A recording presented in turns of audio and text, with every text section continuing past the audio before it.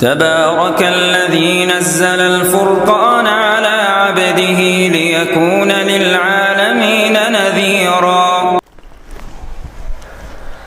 واجب الاحترام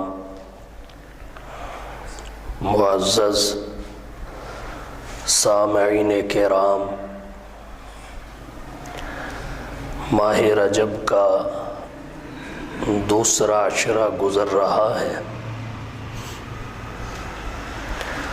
رجب قمری سال کا 7واں مہینہ ہے، اور یہ 4 حرمت والے مہینوں میں سے ہے۔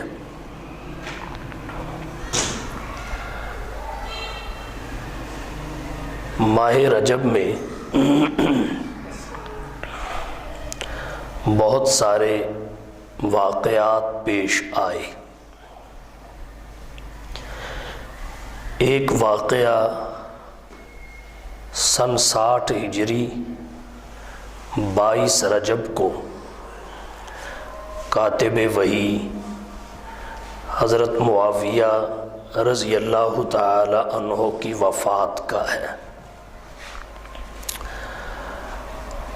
آج کی گفتگو میں انہی کے حوالہ سے چند معروضات پیش کروں گا۔ حضرت معاویہ رضی اللہ تعالی عنہ کو اللہ تعالیٰ نے بے شمار عظمتوں سے نوازا ہے۔ ان کا قبیلہ قریش ہے، جو حضور صلی اللہ علیہ وسلم کا قبیلہ تھا۔ قبیلہ قریش کی چھوٹی بڑی 10 شاخیں ہیں۔ 2 شاخیں زیادہ اہمیت کی حامل تھیں، ایک بنو ہاشم، دوسری بنو امیہ۔ جناب نبی کریم صلی اللہ علیہ وسلم قبیلہ قریش کی شاخ بنو ہاشم سے تھے۔ حضرت معاویہ رضی اللہ تعالی عنہ قبیلہ قریش کی شاخ بنو امیہ سے تھے۔ حضرت معاویہ رضی اللہ تعالی عنہ جناب نبی کریم صلی اللہ علیہ وسلم کے رشتہ دار بھی تھے۔ آپ کی بہن حضرت رملہ، جن کی کنیت ام حبیبہ ہے، جناب نبی کریم صلی اللہ علیہ وسلم کے نکاح میں تھی، ام المومنین ہیں۔ اور امہات المومنین کو قرآن کریم نے بہت ساری عظمتوں سے نوازا ہے۔ حضرت معاویہ رضی اللہ تعالی عنہ شرف اسلام کے حامل تو تھے ہی، اللہ نے آپ کو شرف صحابیت بھی عطا فرمایا تھا۔ نبوت کے بعد سب سے اونچا منصب صحابیت ہے۔ جیسے نبوت رب کا انتخاب ہے، ویسے ہی صحابیت بھی رب کا انتخاب ہے۔ اہل اسلام کے نزدیک جیسے انبیاء تنقید سے بالاتر ہیں، ویسے ہی حضور کے صحابہ بھی تنقید سے بالاتر ہیں۔ شرف صحابیت کے ساتھ ساتھ حضرت معاویہ رضی اللہ تعالی عنہ حضور پر اترنے والی وحی کے کاتب بھی تھے۔ قرآن کریم نازل ہوتا، آپ صلی اللہ علیہ وسلم اپنی وحی کے کاتبین میں سے کسی کو بلاتے اور لکھوا لیتے، اور یہ کتابت وحی کا شرف حضرت معاویہ کو بھی حاصل رہا۔ اس کے ساتھ ساتھ حضرت معاویہ رضی اللہ تعالی عنہ حضور صلی اللہ علیہ وسلم کے سیکرٹری بھی تھے، آپ کے خطوط لکھا بھی کرتے تھے، آپ کے پاس آنے والے خطوط کو پڑھا بھی کرتے تھے، آپ کو سنایا کرتے تھے۔ حضرت معاویہ اسلامی بحری بیڑے کے بانی اور موجد بھی ہیں۔ سب سے پہلے باہری لڑائی کا آغاز حضرت معاویہ رضی اللہ تعالی عنہ کی صلاحیتوں سے ہوا۔ اللہ تعالیٰ نے بہت سارے فضائل اور کمالات آپ میں رکھے تھے، لیکن اس کے باوجود جب حضرت معاویہ رضی اللہ تعالی عنہ کا ذکر خیر ہوتا ہے، آپ کے فضائل و مناقب کا تذکرہ کیا جاتا ہے، بسا اوقات سارے فضائل کو دو باتیں کہہ کر بے وقت کرنے کی کوشش کی جاتی ہے۔ وہ دو باتیں کون سی ہیں؟ ایک آپ کے تعارف میں یہ کہا جاتا ہے کہ معاویہ یزید کے والد تھے، اور دوسری بات یہ کہی جاتی ہے کہ وہ جنگ صفین میں حضرت علی رضی اللہ تعالی عنہ سے لڑنے آئے تھے، اور ان کی حضرت علی رضی اللہ تعالی عنہ سے لڑائی ہوئی تھی۔ یہ دو باتیں آپ کے بارے میں اس غرض سے کی جاتی ہیں کہ آپ کے سارے فضائل کو چھپا دیا جائے۔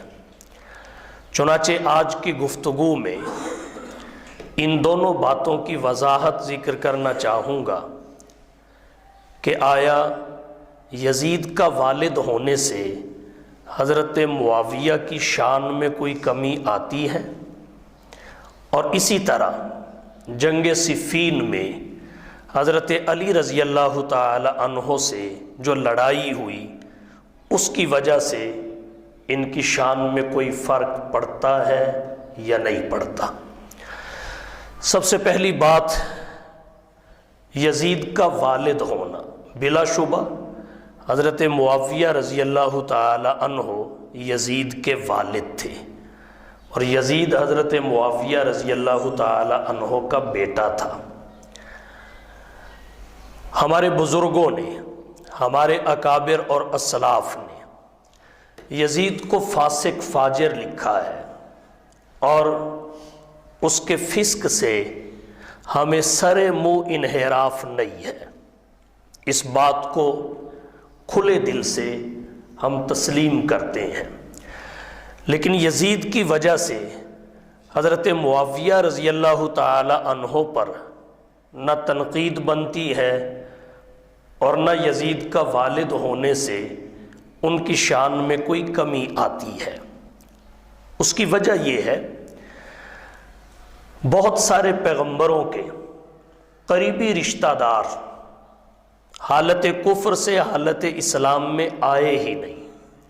وہاں فرق کفر اسلام کا تھا، لیکن کسی پیغمبر کو اس کے قریبی رشتہ دار کے کفر کی وجہ سے، ایمان نہ لانے کی وجہ سے تنقید کا نشانہ نہیں بنایا جا سکتا۔ مثال کے طور پہ حضرت ابراہیم علیہ السلام حضور کے جد امجد ہیں۔ حضرت ابراہیم علیہ السلام کے والد جناب آزر مسلمان نہیں ہوئے،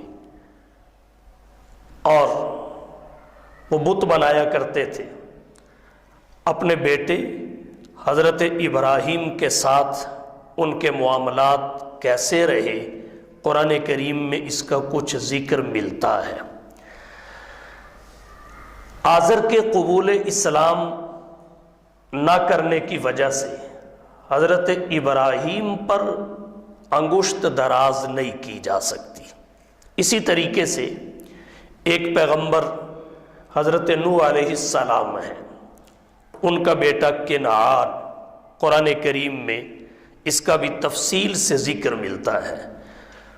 وہ مسلمان نہیں ہوا، لیکن کنعان کی وجہ سے حضرت نوح علیہ السلام کی شان اور عظمت میں ذرہ برابر کمی نہیں آ سکتی۔ حالانکہ یہاں کفر اسلام کا معاملہ ہے، جبکہ یزید ظالم ہو، فاسق ہو، فاجر ہو، اس سب کچھ کے باوجود کافر نہیں تھا۔ تو یزید کی وجہ سے حضرت معاویہ رضی اللہ تعالی عنہ کی عظمت پر بھی کوئی حرف نہیں آ سکتا۔ شریعت مطہرہ نے کہا لا تزر وازرۃ وزر اخرى، قرآن کریم کی آیت ہے، ایک دوسرے کا بوجھ نہیں اٹھاتا۔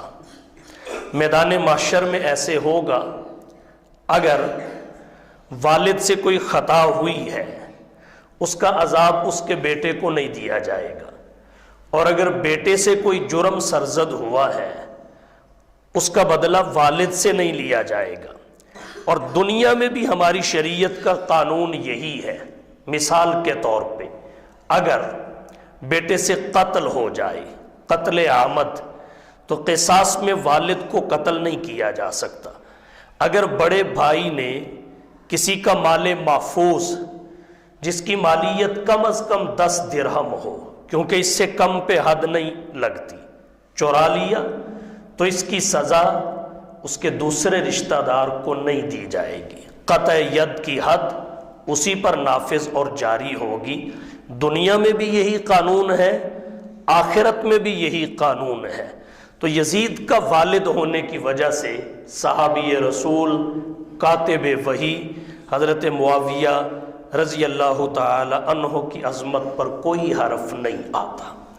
دوسری بات، حضرت معاویہ رضی اللہ تعالی عنہ کا جب ذکر خیر ہوتا ہے تو یہ بات کہہ دی جاتی ہے وہ تلوار لے کر حضرت علی رضی اللہ تعالی عنہ سے لڑنے کے لیے آئے، اور مراد اس سے جنگ صفین کی لڑائی ہے۔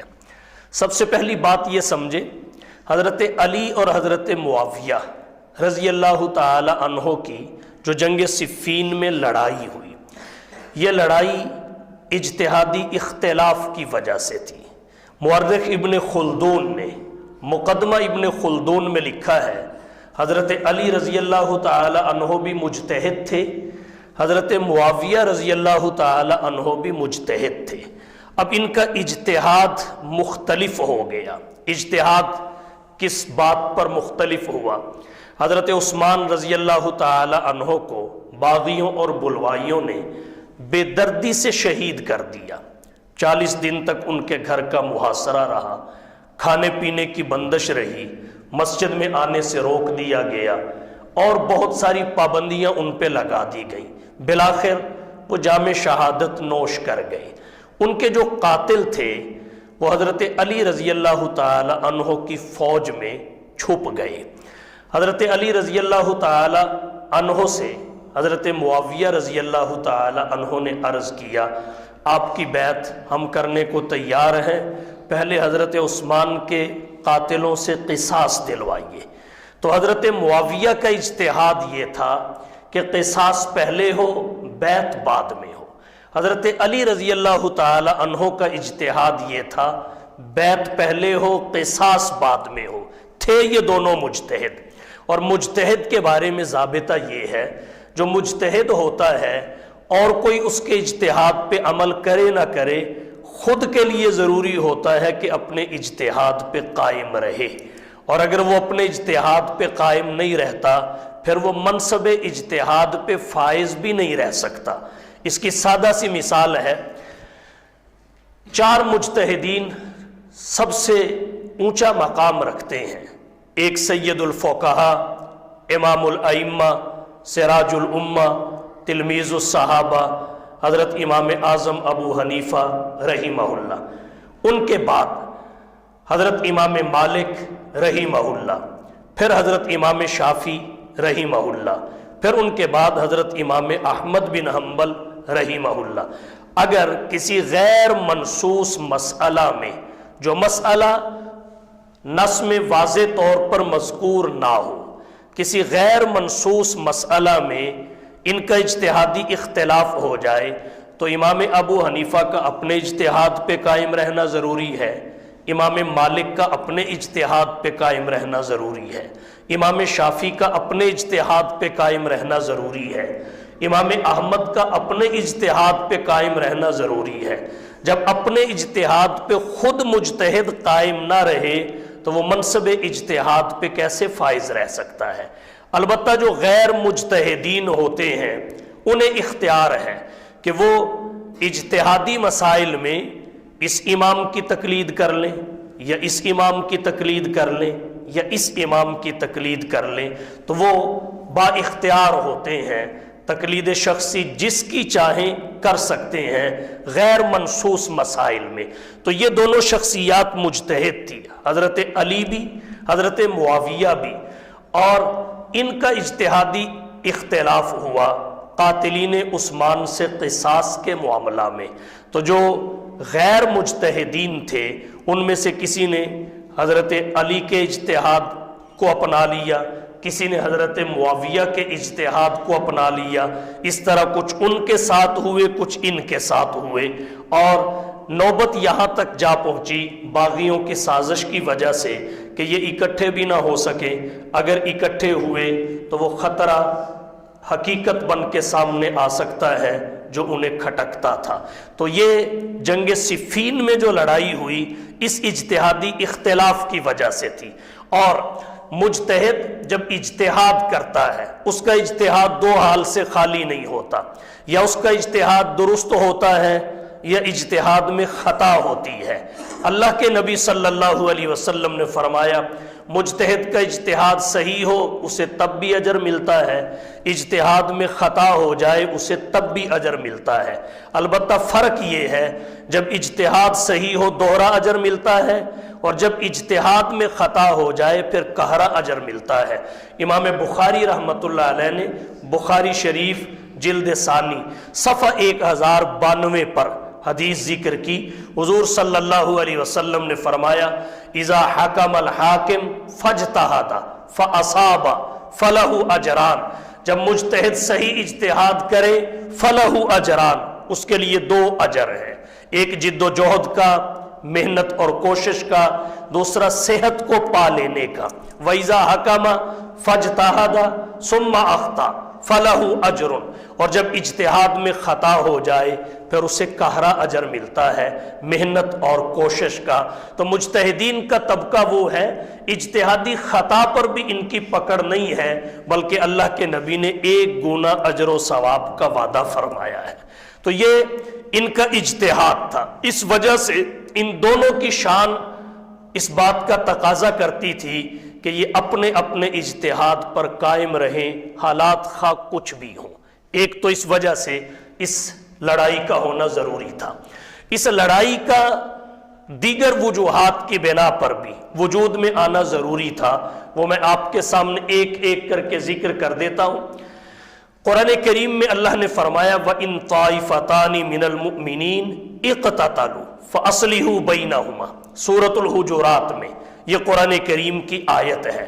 اور حضرت علی اور حضرت معاویہ کا جو آپس میں اختلاف ہوا، لڑائی ہوئی، اہل علم نے اسے اس آیت کی عملی صورت لکھا ہے کہ وہ اس آیت کی عملی صورت تھی۔ آپ کہیں گے کیسے؟ اس کا معنی یہ ہے ان طائفتان من المؤمنین اقتتلوا، اگر دو جماعتیں اہل ایمان کی آپس میں قتل و قتال کریں، فاصلحوا بینہما، تو تم ان دونوں میں صلح کروا دو۔ ایک نقطہ یہاں سے یہ سمجھ میں آیا کہ قتل و قتال کرنے سے مومنوں کی دونوں جماعتیں مومن ہی رہتی ہیں، کافر نہیں ہوتی، کیونکہ واضح الفاظ ہیں ان طائفتان من المؤمنین، اور آگے اختلاف رائے تک شریعت نے محدود نہیں رکھا، بلکہ اقتتلوا، قتل و قتال کریں، تو تمہاری ذمہ داری کیا ہے؟ فاصلحوا بینہما، ان دونوں میں صلح کروا دو۔ اہل علم نے لکھا ہے جنگ صفین میں حضرت علی، حضرت معاویہ اور ان کے طرفداروں کی جو لڑائی ہے وہ قرآن کریم کی اس آیت کی عملی صورت ہے۔ اہل علم فرماتے ہیں اس آیت کی عقلی طور پر عملی صورتیں 3 بنتی ہیں، اور ان 3 میں سے 2 نامناسب ہیں، ایک مناسب ہے۔ جو ایک مناسب ہے وہ یہی ہے جو حضرت علی، حضرت معاویہ اور ان کے طرفداروں کی لڑائی کی شکل میں ظاہر ہوئی۔ میں تینوں کو ذکر کر دیتا ہوں۔ ایک عملی صورت عقلاً وہ یہ تھی کہ اللہ کے نبی صلی اللہ علیہ وسلم کے زمانہ حیات میں آپ کے صحابہ اور آپ کے شاگردوں کی 2 جماعتیں آپس میں قتل و قتال کرتی، حضور صلح کروا دیتے، اس طرح اس آیت کی عملی صورت سامنے آتی، لیکن یہ عملی صورت درست نہیں تھی۔ اس کی وجہ یہ کہ حضور صلی اللہ علیہ وسلم کی موجودگی میں اگر آپ کے شاگردوں کی نوبت یہاں تک پہنچتی تو آپ کی شان کے لائق نہیں تھا۔ کفار طعنہ دیتے کہ آپ لوگوں کو ادب سکھائیں گے، آپ کے شاگرد آپ کے ہوتے ہوئے آپ کی موجودگی میں آپس میں قتل و قتال کر رہے ہیں، اس وجہ سے یہ عملی صورت درست نہیں تھی۔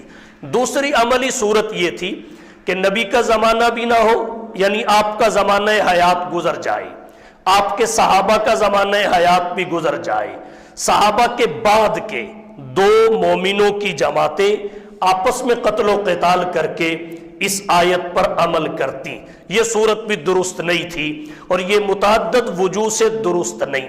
ایک تو اس وجہ سے کہ صحابہ کرام کی محبت بھی اللہ کے لیے ہوتی ہے، ان کی لڑائی بھی اللہ کے لیے ہوتی ہے۔ بعد والوں کی لڑائی میں انا غالب ہوتی ہے، اللہ کی رضا مغلوب ہوتی ہے۔ صحابہ کی تربیت اس حد تک ہو چکی تھی کہ ان کے کسی بھی عمل میں انا نہیں ہوتی تھی، فقط خالق کی رضا ہوتی تھی۔ ایک تو اس وجہ سے بعد والے مومنوں کی 2 جماعتوں کی لڑائی کی صورت میں اس آیت پر عمل کرانا یہ درست نہیں تھا۔ دوسری وجہ اس کی یہ ہے کہ صحابہ کرام جو حجت ہیں، معیار حق ہیں، جب ان میں لڑائی کا کوئی معاملہ پیش نہ آیا ہوتا، بعد کے مومنوں کی 2 جماعتیں آپس میں لڑتی تو ان کی لڑائی کا انجام کیا ہوتا؟ ان کے سامنے کوئی ضابطہ نہ ہوتا، ان کے سامنے رہنمائی کے لینے کے لیے کوئی واقعہ پیش نہ آیا ہوتا تو اس لڑائی کا انجام کیا ہوتا؟ رہنمائی وہ کہاں سے لیتے؟ تیسرے نمبر پر کفار یہ طعنہ دیتے کہ اسلام اپنے ماننے والوں کی حالت امن میں تو رہنمائی کرتا ہے، حالت جنگ میں رہنمائی نہیں کرتا۔ یہ 2 صورتیں نامناسب لکھی گئیں۔ مناسب صورت تیسری ہے، وہ کیا ہے؟ حضور تو دنیا میں موجود نہ ہوں، لیکن جن 2 جماعتوں میں قتل و قتال کی نوبت پیش آئے وہ عام مومنوں کی نہ ہو بلکہ آپ کے شاگردوں اور تربیت یافتہ افراد یعنی صحابہ کرام کی ہوں۔ اس کا فائدہ کیا ہوگا کہ ان کی لڑائی بھی اللہ کی رضا کے لیے ہوتی ہے، اپنی انا کے لیے نہیں۔ یہ نبی کے تربیت یافتہ ہونے کی وجہ سے لڑائی میں بھی حدود شریعت پر قائم رہیں گے اور حدود شریعت سے تجاوز نہیں کریں گے۔ اللہ کا جو مقصد اور منشا تھا کہ بعد میں آنے والی مومنوں کی جماعتیں جو معصوم بھی نہیں، محفوظ بھی نہیں، ان میں لڑائیاں قیامت تک جاری رہیں گی۔ لڑائی کے اصول کیا ہے، لڑائی میں کس حد تک بندہ جا سکتا ہے، لڑائی کو ہمیشہ جاری نہیں رکھنا چاہیے، اسے صلح کی طرف لے کے جانا چاہیے، ان سارے کے سارے معاملات میں رہنمائی یہ اللہ کا منشا تھا۔ اللہ کا منشا بھی پورا ہو جائے اور پھر یہ لڑائی بھی ختم کر دی جائے۔ یہ تیسری صورت تھی کہ نہ نبی دنیا میں موجود رہے، آپ کی وفات ہو جائے اور لڑنے والے عام مومن بھی نہ ہو، کیونکہ ان کا عمل بعد والوں کے لیے حجت نہیں۔ تو صحابہ کرام کی 2 جماعتیں حضور کی وفات کے بعد اس آیت پر عمل کریں۔ اس تیسری صورت کو ہی اہل علم نے مناسب لکھا ہے۔ تو حضرت علی اور حضرت معاویہ رضی اللہ تعالی عنہما کی جو لڑائی ہے صفین میں ہوئی، وہ قرآن کریم کی اس آیت کی عملی صورت ہے۔ اس وجہ سے، اس لڑائی کی وجہ سے نہ حضرت علی پہ تنقید کی جا سکتی ہے، نہ ہی حضرت معاویہ پہ تنقید کی جا سکتی ہے۔ پھر اللہ نے فرمایا فَأَصْلِحُوا بَيْنَهُمَا، ان دونوں میں صلح کروا دو۔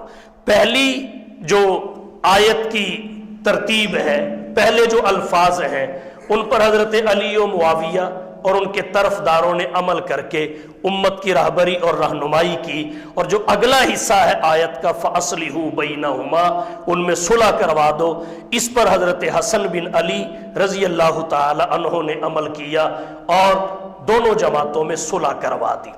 امام محمد رحمہ اللہ فرمایا کرتے تھے صحابہ کا امت پر احسان ہے کہ انہوں نے لڑ کر بھی امت کی رہنمائی کی، اگر ان میں لڑائی کا واقعہ پیش نہ آیا ہوتا تو لڑائی جھگڑے کی صورتحال میں فقہا رہنمائی کہاں سے لیتے، مسائل کا استنباط کیسے کرتے اور امت کی رہنمائی کیسے کرتے؟ تو یہ قرآن کریم کی آیت کی عملی صورت تھی۔ نمبر 2، یہ حضور صلی اللہ علیہ وسلم کی پیشین گوئی کی صداقت بھی ہے۔ بخاری اور مشکات میں حدیث آتی ہے، حضور نے حضرت حسن بن علی کے لیے فرمایا ان ابنی ھذا سید، یہ میرا سردار بیٹا ہے، وَلَعَلَّ اللَّهَ أَن يُصْلِحَ بِهِ بین فئتین عظیمتین من المسلمین، یقیناً اللہ اس کے ذریعے مسلمانوں کی دو عظیم جماعتوں میں صلح کروائیں گے۔ یاد رکھیے صلح تب ہوتی ہے جب پہلے لڑائی وجود میں آئی ہو، لڑائی وجود میں آئے گی تو صلح ہوگی۔ اللہ کے نبی نے جب صلح کی پیشین گوئی کی تو اس کا مطلب یہ ہے کہ پہلے لڑائی ہوگی، اور پھر جو مصلح قرار دیا وہ حضرت حسن بن علی تھے۔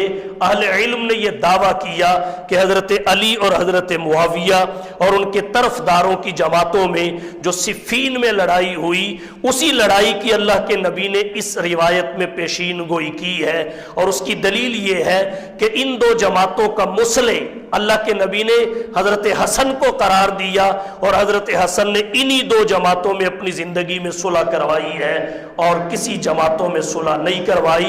تو یہ لڑائی نبی کی پیشین گوئی کی صداقت کا تقاضا بھی تھی، اس وجہ سے بھی اس لڑائی کی وجہ سے کسی ایک صحابی پر تنقید نہیں کی جا سکتی۔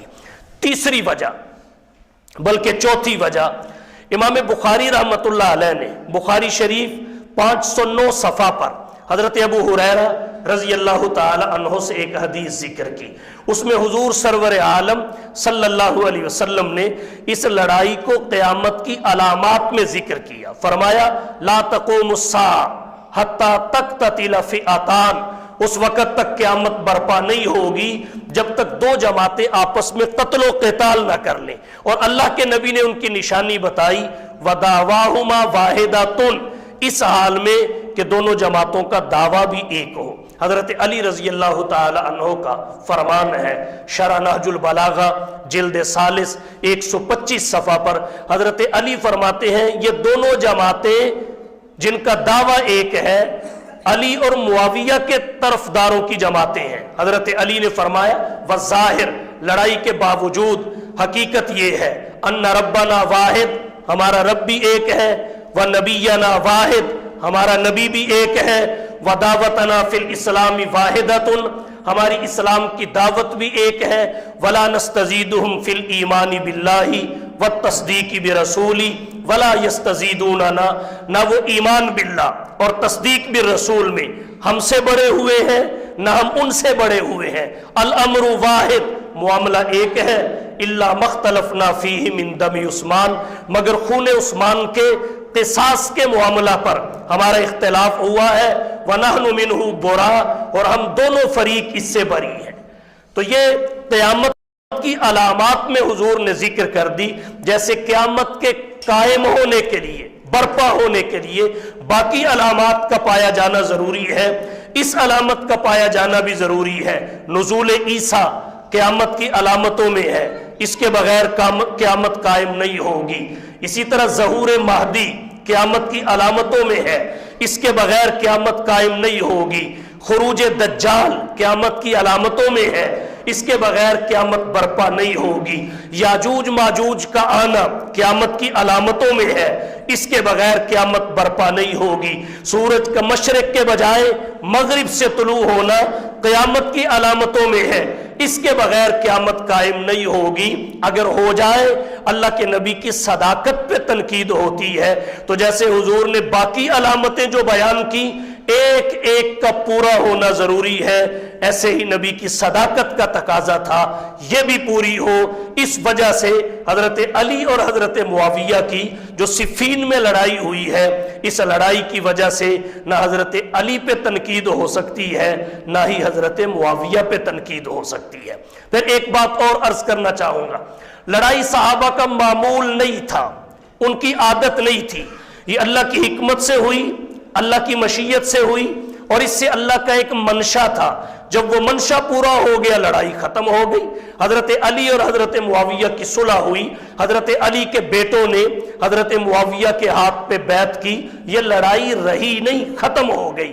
تو یہ لڑائی ایک حکمت کے تحت تھی، جب وہ حکمت پوری ہو گئی، قیامت تک کے لیے امت کو نمونہ دے دیا گیا، تو پھر ان دونوں فریقوں میں صلح ہو گئی۔ لڑائی ان کا معمول نہیں تھی، حکمت کے تحت ہوئی، اسے آپ خلاف معمول کہہ سکتے ہیں۔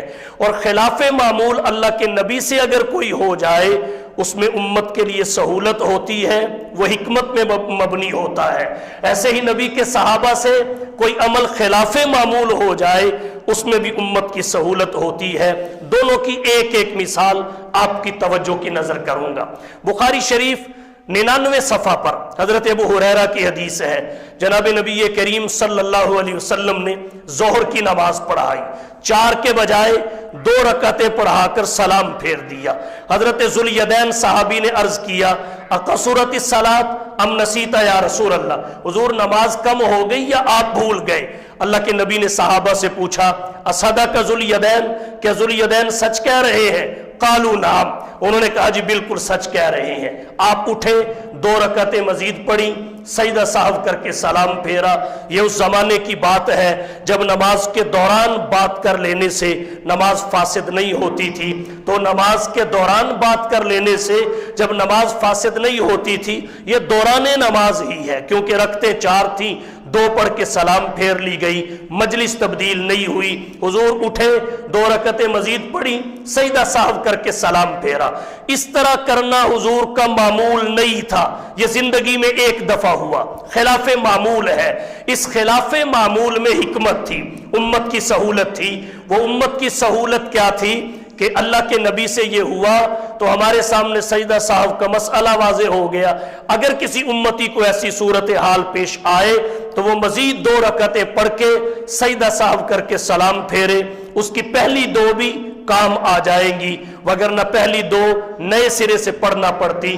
تو سجدہ سہو کا مسئلہ نبی کے اس خلاف معمول سے واضح ہوا، اور اللہ نے اپنے پیغمبر کی شان بھی واضح کی کہ پیغمبر کی یاداشت تو امت کے لیے رحمت ہے ہی ہے، اللہ نے آپ کی بھول کو بھی رحمت بنا دیا۔ ایسے ہی صحابہ کرام کی شان ہے۔ صحابہ کرام کے بارے میں ابو داود شریف باب فی بناء المسجد میں حضرت عبداللہ بن عمر رضی اللہ تعالی عنہ سے روایت آتی ہے، مسجد نبوی حضور کے زمانے میں کچی تھی، ابو بکر کے زمانے میں کچی تھی، حضرت عمر کے زمانے میں کچی تھی، حضرت عثمان خلیفہ بنے، انہوں نے پکی اور زیب و زینت والی بنا دی۔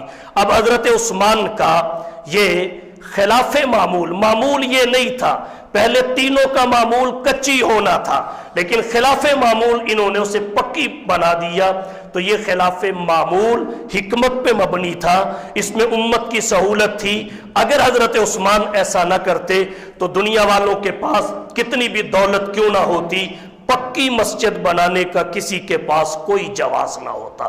تو نبی سے جب خلاف معمول ہو، اس میں بھی امت کی سہولت ہے، نبی کے صحابہ سے ہو، اس میں بھی امت کی سہولت ہے۔ تو لڑائی معمول نہیں تھا، خلاف معمول ہوئی۔ اس کے محرکات، اسباب اور عوامل میں نے تفصیل سے ذکر کیے۔ یہ خالص اعتقادی اور فکری بحث ہے جس سے ہمارا واقف ہونا ضروری ہے۔